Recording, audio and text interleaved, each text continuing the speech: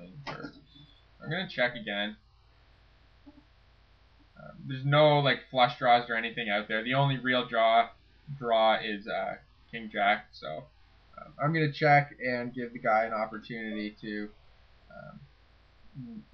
take a stab at the pot, basically. And now we're just gonna bet half pot and call.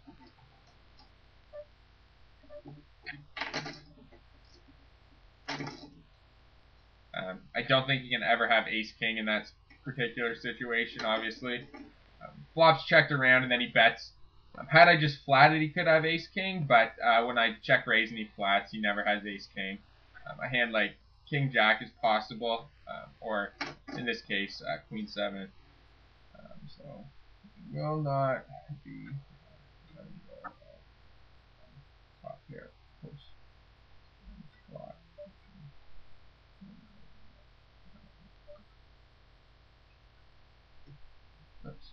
And I'm just gonna fold here and fold the 6-3. We got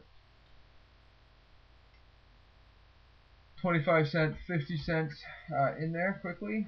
So we know who we're up against. And we have ace king suited here. It's folded around.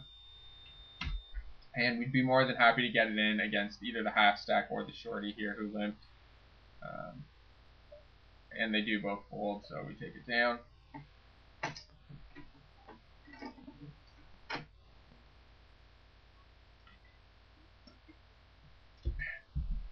So Secret War, that is one thing I do want to say. You want to open a lot against players who call a lot when you're in position. But like Fish, who like this guy, okay, like 60-32, this player, I'm going to be playing a lot against him when I'm in position. But let's say Surfer 14 and this player on my immediate left had swapped places. When I'm in the button and in the cutoff, I'd be playing a lot against Surfer. However, when he was in the big blind and I was in the small blind, my range would be much, much, much tighter because he's going to be playing. Basically, he's going to be playing correctly accidentally because his range is so loose that he's going to be calling a correct range against my small blind opens. That we have to tighten up basically, and it's players who play really tight or who play like that tag style, but don't know enough to widen their range from the blinds.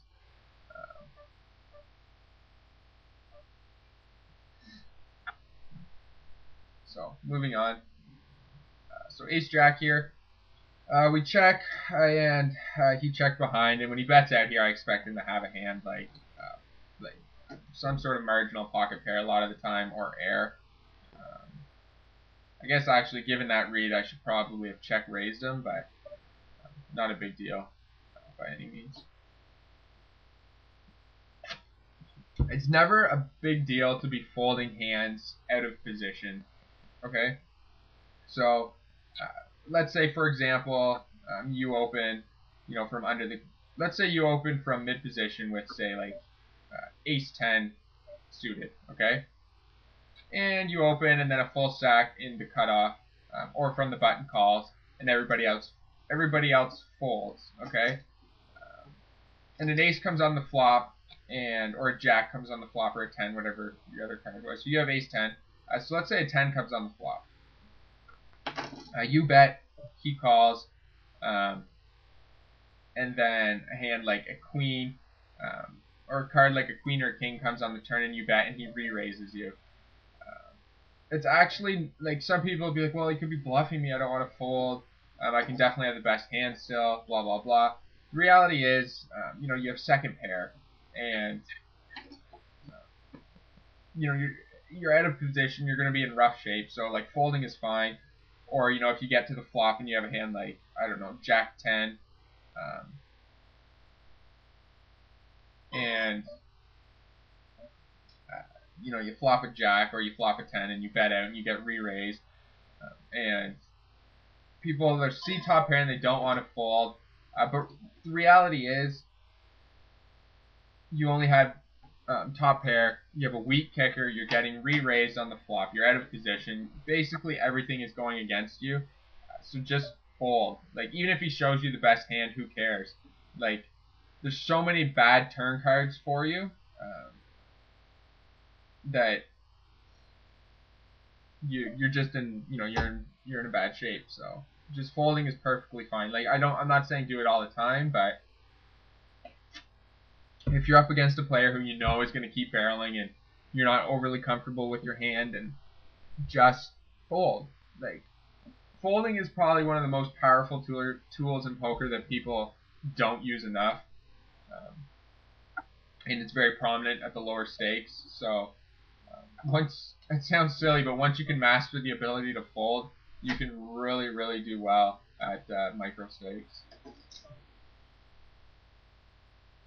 And we're just getting out of the way here.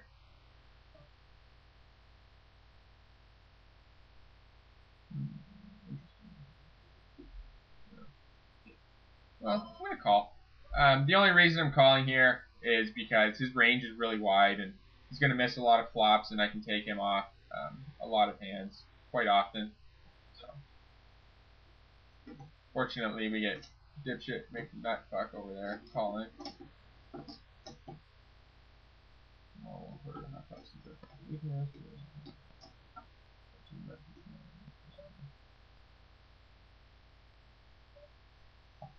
Again, wide range and a polarized range for Mob the Man. So re-raising like 6 King 6 is perfectly fine. I don't expect this player to go, oh, well, he's not really repping much other than a king, so he probably, I can like shove here and he's going to fold a decent portion of the time, blah, blah, blah. I expect him to look at his hand and go, well, he has, I just got re-raised and, I have pocket whatever, 9s, and there's a king out there, so I fold. And Mob the Man's hand is polarized to like king, queen, ace, jack, and marginal pocket pairs. Probably doesn't have like kings or aces for obvious reasons. That, I mean, if he just calls, he's going to a flop multi-way out of position, and it's just a bad spot for him to be in.